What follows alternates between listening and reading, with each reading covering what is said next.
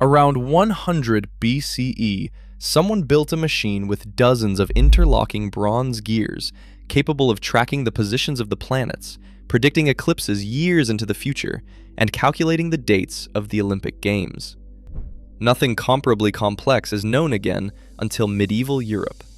We know this because one example survived: a corroded lump of bronze and wood pulled from the sea in 1900 by sponge divers who described what they first saw on the seafloor as a heap of dead, naked people. Marble statues. And the lump they brought up alongside the treasure, unexamined, sitting in a museum storeroom for years, was the most technologically sophisticated object from the ancient world. That's where the official version ends. It's not where the story ends.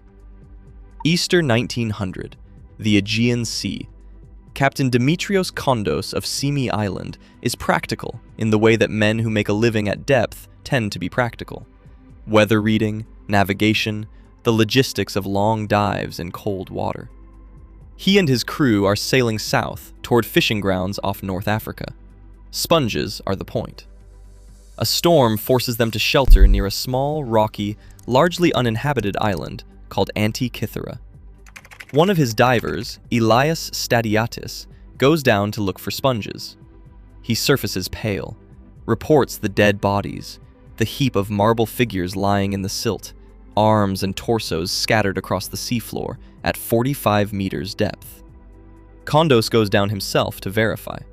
He surfaces with a bronze arm. They have found a Roman-era cargo ship that has been sitting on the bottom since approximately 70 BCE. Kondos reports the find to the Greek government. With the Hellenic Navy providing support and guarding against looters, his crew spends 1900 and 1901 diving in primitive helmets and canvas suits, 5 minutes at the bottom before surfacing, pulling up everything accessible. Bronze statues, marble sculptures, glassware, gold jewellery, coins, amphorae. Spectacular. Among everything else, one corroded lump of bronze and wood, roughly the size of a shoebox. Nobody pays it any attention.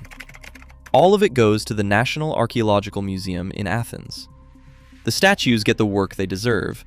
The lump goes into a storeroom, while museum staff focus on the spectacular finds.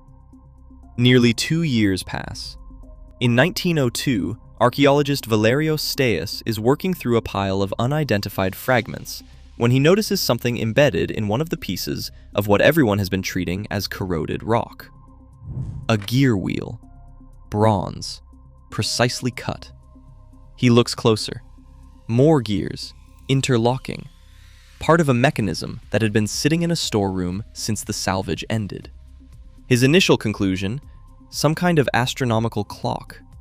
Many scholars struggle to fit that into what they thought ancient Greek technology could do. The broad understanding of the period said ancient Greeks made wheels for mills and pulleys for lifting, not precision interlocking geared mechanisms. The object didn't fit the framework, and for many, the framework won. The consensus was settled, or so everyone believed. The fragments went back on the shelf. For decades, their full significance remained only partially understood.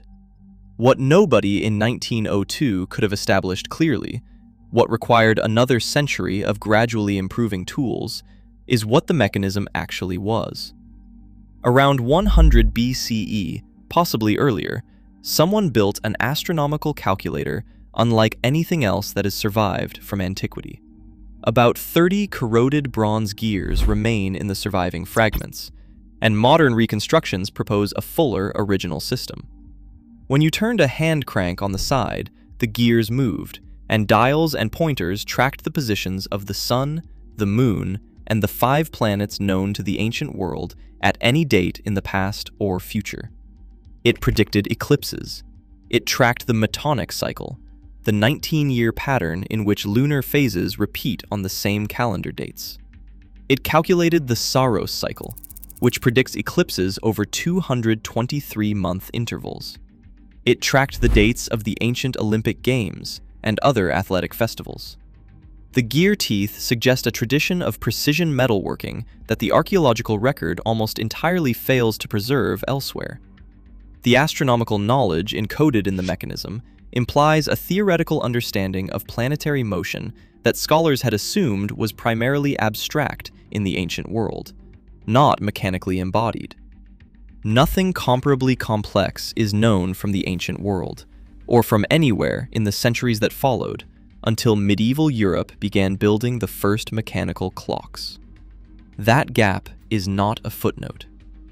The gear staeus found in that storeroom wasn't a curiosity.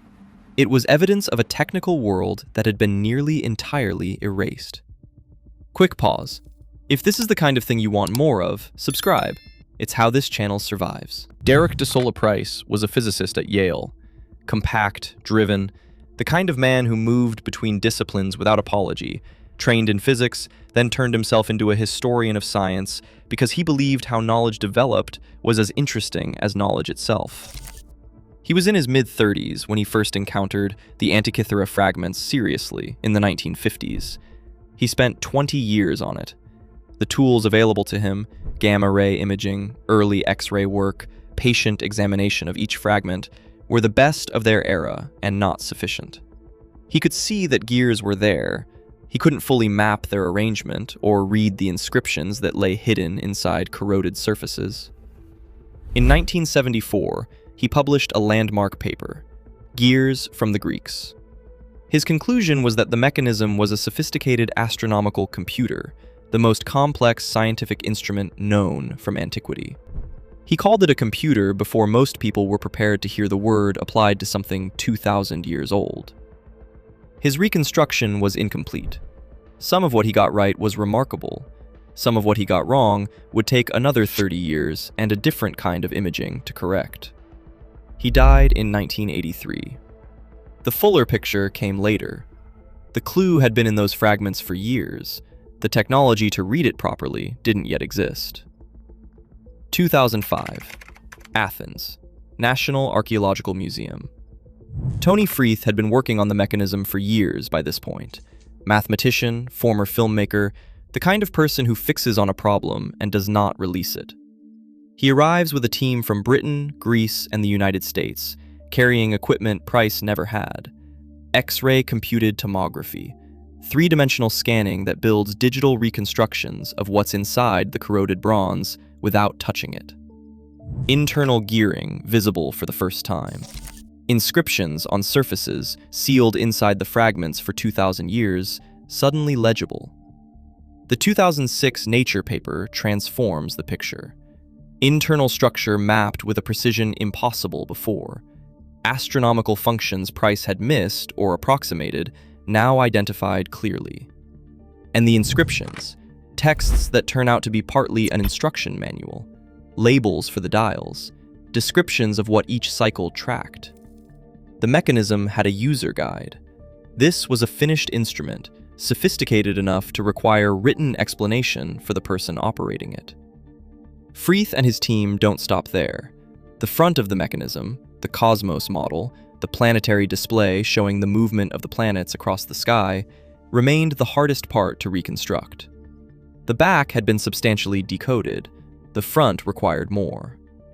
The 2021 paper from Freeth's team at University College London publishes a full model of the front display, using computer modeling to fill gaps where physical evidence is missing. Only roughly 1/3 of the original machine survived. The front planetary display was still being actively worked out 119 years after Stace found the first gear. That is not a closed story. It is a continuing one. Disagreements remain among researchers about aspects of the reconstruction. The 2021 model is Freeth's best current interpretation. Other researchers have proposed alternatives. The science is serious, rigorous, and unfinished. Now, the question the mechanism keeps raising, and nobody fully answers. Greco-Roman literary sources refer to devices built by Archimedes and others that modeled celestial motion mechanically. The Antikythera mechanism is the only known physical survivor of what those references suggest was a broader tradition of mechanical astronomical display. The archaeological record does not preserve a clear line of transmission from Hellenistic mechanical astronomy to the medieval European clockmaking that eventually produced comparable gear complexity. Whatever that tradition was, the workshops, the craftsmen, the prototypes, the knowledge of how to cut bronze gears to tolerances we would find impressive today, it left almost nothing behind.